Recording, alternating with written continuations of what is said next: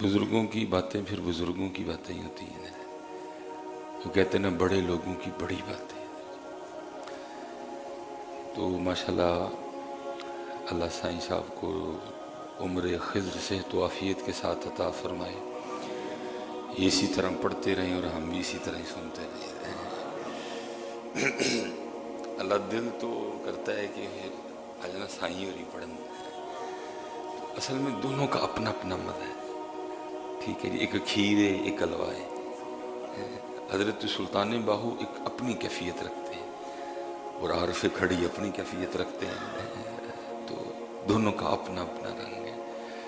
تو بس دعا فرمائیں، کیونکہ حضرت مسئلہ یہ ہے کہ ویسے پڑھنے والے بھی نہیں ملتے اور ایسے سننے والے بھی نہیں ملتے ہیں.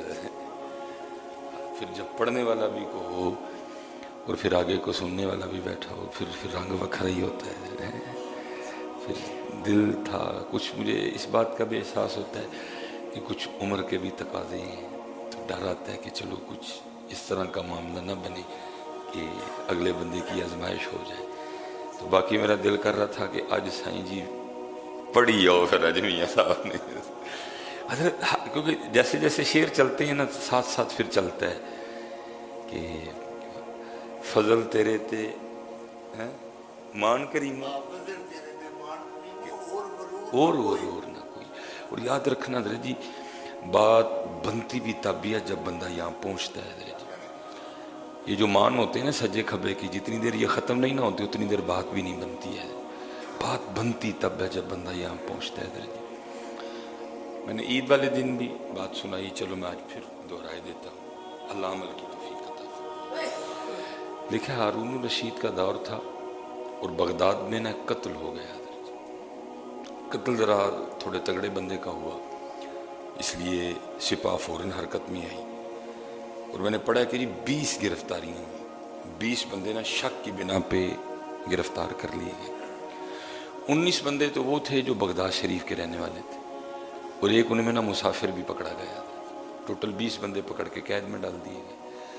اب جو وہ 19 تھے نا جو بغداد شریف کے رہنے والے تھے، سب کا کوئی نہ کوئی سفارشی، سب کا کوئی نہ کوئی حمایتی، سب کا کوئی نہ کوئی ضامن آ گیا اور 19 بندوں کو چھڑوا کے لے گیا کہ بھائی اگر ان پہ قتل ثابت ہوا تو میں ذمہ دار ہوں، میں اس کو لے کے آؤں گا، آپ میری ضمانت پہ چھوڑ دیں، آپ میری سفارش پہ چھوڑ دیں. 19 تو گئے. اب وہ ایک رہ گیا جو مسافر تھا، کیونکہ وہ بغداد کا رہنے والا نہیں تھا، اس لیے بغداد میں اس کا کوئی جاننے والا نہیں تھا، کوئی سفارشی نہیں تھا، کوئی حمایتی نہیں تھا، کوئی ضامن نہیں تھا. تو جب 19 چلے گئے نا وہ رہ گیا اکیلا. تو اس نے پھر کیا کیا، اس نے سر سجدے میں رکھا اور اپنے اللہ کو پکارا. فضل تیرے تے مان کریمہ. جب بندہ یہاں آتا ہے بات بنتی پھر سب کچھ حرکت میں آتا ہے.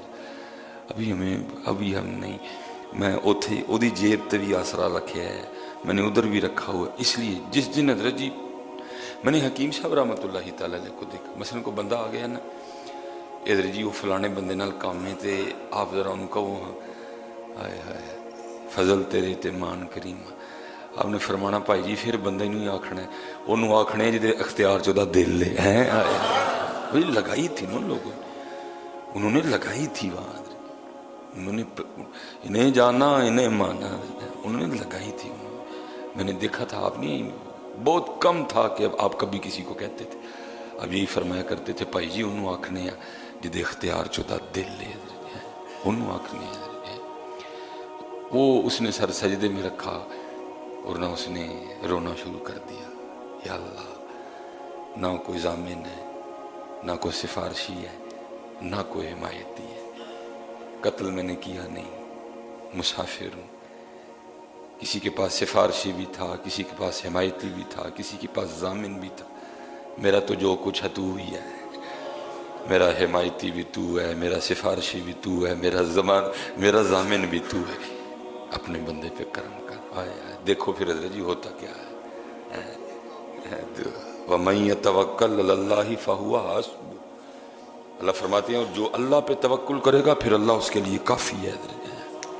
وہ لکھا ہے ہارون الرشید اپنے پلنگ پہ نا خواب خرگوش کے مزے لے رہا تھا، اس کو جھنجھوڑا گیا اور غیب سے آواز کیا آتی ہے، ہارون تو سویا پڑا ہے، ہمارا ایک بندہ بے گناہ قید خانے میں ڈال دیا گیا ہے، جا کے اس کو رہا کروا۔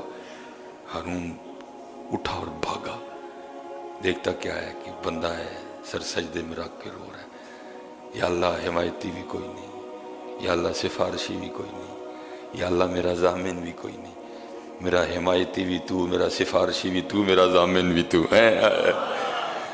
ہارون نے جناب دروازہ کھلوایا، اس کو سینے سے لگایا اور اس کو جانے نہیں دیا، کہا آج تو رات میرے پاس رک۔